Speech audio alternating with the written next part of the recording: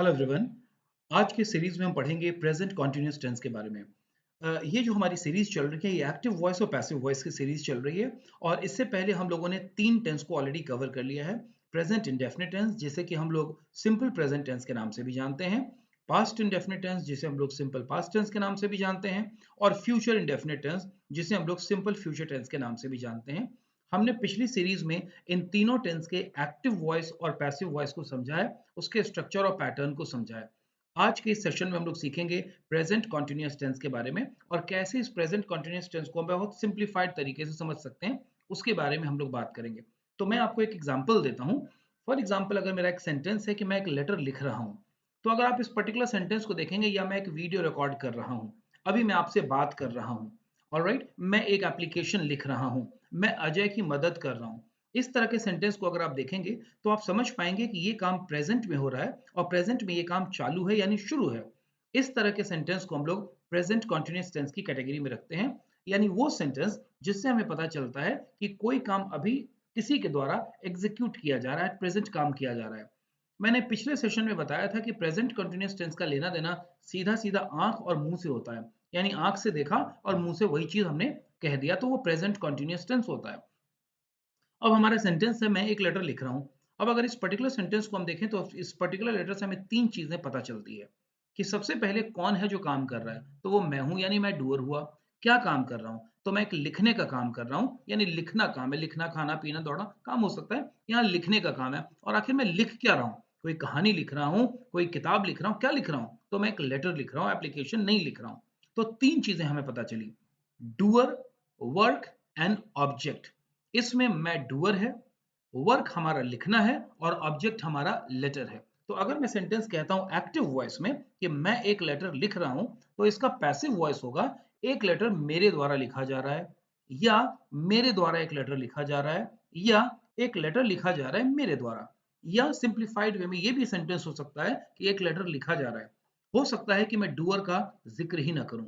तो इस तरह के सेंटेंस को कैसे बनाते हैं प्रेजेंट कॉन्टिन्यूअस टेंस में, एक्टिव वॉइस में इसका स्ट्रक्चर होता है subject plus is am are plus V four. तो अगर मैं बात करूं कि मैं एक लेटर लिख रहा हूं, तो सब्जेक्ट आई है। अब हमें आई के साथ चुनना है कि इज एम आर में से क्या लगेगा, तो हमें मालूम है आई के साथ एम लगता है, और लिखने का काम हो रहा है, वहां वर्ब का चौथा फॉर्म लगेगा, यानी आईएनजी के साथ, तो राइट में आईएनजी लग गया, तो आई एम राइटिंग। और अब बारी आती है ऑब्जेक्ट की, यानी आखिर में लिख क्या रहा हूं, तो वो लिखने की जो चीज है वो है एक लेटर। तो मेरा पूरा सेंटेंस बना I am writing a letter.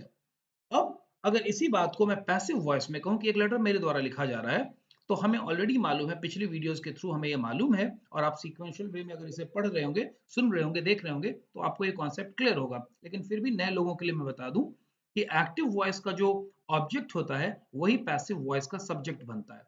और पैसिव वॉइस का स्ट्रक्चर होता है subject plus is am are plus being plus V three plus by doer. तो अगर मेरे सेंटेंस की बात करूं कि मैं एक लेटर लिख रहा हूं, I am writing a letter, तो अ लेटर से सेंटेंस की शुरुआत होगी। अ लेटर, अ लेटर में is am are being, is am are में से मुझे एक चीज लगाना है, तो हमें मालूम है कि अ लेटर के साथ इज ही लगेगा, और उसके साथ बीइंग लगाना है। तो अ लेटर इज बीइंग, और वर्ब का तीसरा फॉर्म, वहां हमने राइटिंग लिखा था, वर्ब का चौथा फॉर्म, यहाँ तीसरा फॉर्म लिखना है। तो हमारा सेंटेंस हो जाएगा रिटन, यानी a letter is being written, और उसके बाद हम बाय लगा करके एजेंट को लिख सकते हैं, a letter is being written by me. इसी तरीके से अगर हम और कोई सेंटेंस लें, you are eating a mango, तुम एक आम खा रहे हो या आप एक आम खा रहे हैं, you are eating a mango, तो क्या हो जाएगा, a mango is being eaten by you. इसी तरीके से अगर मैं कहूं कि पोदार सर इस वीडियो को रिकॉर्ड कर रहे हैं, Podar sir is recording this video, और वीडियो ऑब्जेक्ट बन जाएगा पैसिव वॉइस में, जो ऑब्जेक्ट है वो सब्जेक्ट बन जाएगा पैसिव वॉइस में, तो क्या हो जाएगा, a video is being recorded by Podar sir. इसी तरीके से आप कह सकते हैं, I am making notes in my copy, और पैसिव वॉइस हो जाएगा, मेरी कॉपी में नोट्स बनाया जा रहा है, notes are being made in my copy by me. I hope ये कॉन्सेप्ट आपको क्लियर करने में मदद करेगा।